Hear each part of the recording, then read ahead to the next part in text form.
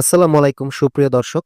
আপনারা অনেকেই বর্তমানে ২০২৫ সালে ফেসবুকের অনেক নতুন, নতুন আপডেট আসার কারণে অনেকেই যারা আপনাদের পুরনো কোনো ফেসবুক পেজ ডিলিট করতে চাচ্ছেন পার্মানেন্টলি ভাবে, তারা করতে পারতেছেন না বা সেই অপশন খুঁজে পাচ্ছেন না। তো আজকের ভিডিওটি তাদের জন্য। আজকের এই ভিডিওতে আমি দেখাবো একদম সহজে মাত্র ১ মিনিটে ১ মিনিট লাগবে।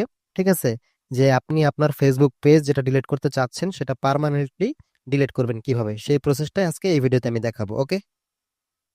প্রথমত আপনারা ফেসবুক অফিসিয়াল অ্যাপ যেটা সেটা আপনারা আপডেট দিয়ে নেবেন। এই যে এই অ্যাপ দিয়ে করতে হবে, ঠিক আছে? আপনি ফেসবুক লাইট দিয়ে করলে হবে না। এই ফেসবুকটাকে আপনারা আপডেট দিয়ে নেবেন প্লে স্টোর থেকে। দেন আপনারা এটাতে আপনি আপনার কাঙ্ক্ষিত আইডিটাকে লগ ইন করবেন। যেই আইডির মাধ্যমে যে আইডি দিয়ে আপনি পেজটা খুলেছেন, যে কোনো একটা আইডির মাধ্যমে কিন্তু পেজ খোলা হয়। তো আপনি সেই আইডিটা লগ ইন করবেন। লগ ইন করার পর উপরে থ্রি ডটে প্রোফাইলের এখানে ক্লিক করবেন। দেন এখানে একটা তীর আইকন দেখতে পাচ্ছেন, এখানে ক্লিক করবেন। এখন আপনার এই আইডিতে যত সমস্ত পেজ খোলা আছে সেগুলো এখানে শো করবে। উদাহরণস্বরূপ আমার এই একটা পেজ সপিস্টার বিডি, এটা আমি ডিলিট করব পার্মানেন্টলি। এখন আপনি যেটা করবেন সেটা সিলেক্ট করবেন, সেখানে ক্লিক করে দিবেন, মানে এটাকে প্রোফাইল মোডে নিয়ে যাবেন। পেজ থেকে কনভার্ট করে প্রোফাইল মোডে নিয়ে আসবেন, প্রোফাইলের মতো, ফেসবুক আইডির মতো। দেন কি করবেন, এখান থেকে আবার উপরে ডান পাশে থ্রি ডটে ক্লিক করবেন। তারপর এখান থেকে আপনি সেটিংস একটা আইকন দেখতে পাচ্ছেন, এখানে ক্লিক করে দিবেন। তারপর এখান থেকে একটু নিচে যাবেন। নিচে গেলে একটা অপশন দেখতে পারবেন অ্যাক্সেস অ্যান্ড কন্ট্রোল। এই যে এই অপশনটা অ্যাক্সেস অ্যান্ড কন্ট্রোল, তো এইটা অনেক সময় আপনি নাও পেতে পারেন।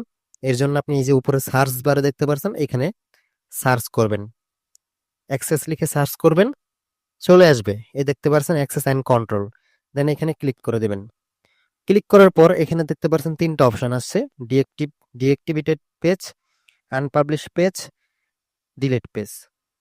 তো এখন তো আমরা পার্মানেন্টলি ডিলিট করার ভিডিও বানাচ্ছি, পার্মানেন্টলি ডিলিট করতে হবে। এর জন্য আপনি সিম্পলি একদম নিচে ডিলিট পেজ লেখা দেখতে পাচ্ছেন, এখানে সিলেক্ট করে দেবেন। তারপর এখান থেকে আপনি কি করবেন, কন্টিনিউ যে দেখতে পারতেছেন এই কন্টিনিউতে ক্লিক করে দেবেন। দেন এখানে তারা জানতে চাচ্ছে যে আসলে রিজনটা কি, কেন এটা করতে চাচ্ছি। তো এখান থেকে আপনি জাস্ট কোনো দিকে তাকাবেন না, পার্মানেন্টলি ডিলিট করতে চাইলে I don't find this page useful, just এটা সিলেক্ট করে দিবেন, সবার শেষে করে দিবেন। ওকে, আপনি এখান থেকে I don't find this page এখানে ক্লিক করে দিবেন। দেন এখান থেকে আপনি কি করবেন, এই যে দেখতে পাচ্ছেন কন্টিনিউ, এই কন্টিনিউতে ক্লিক করে দিবেন। দেন আবারও পুনরায় কন্টিনিউতে ক্লিক করে দিবেন। ঠিক আছে, এইখানে পুনরায় কন্টিনিউতে ক্লিক করে দিবেন। দেন আপনার আইডির পাসওয়ার্ডটা আপনি এখানে দিয়ে নেবেন।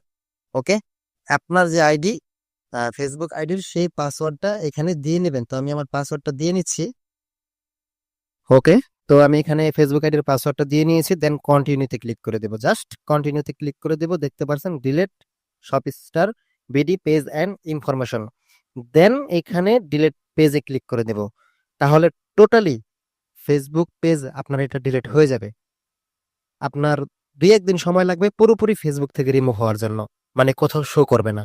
ঠিক আছে, একদম টোটালি ডিলিট হয়ে যাবে।